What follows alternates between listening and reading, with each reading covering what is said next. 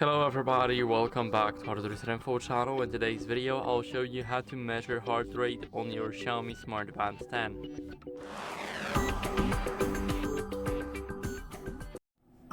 So first, what you guys need to do is you need to wear it on your hand to have a successful result. So let's go over to the heart rate section. It's right when you scroll down here.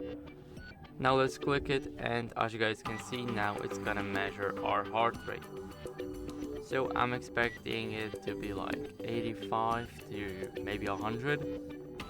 And basically now we gotta wait.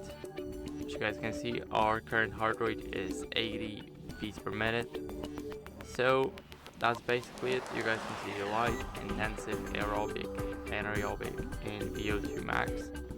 Basically here we can measure our heart rate, and that's basically it.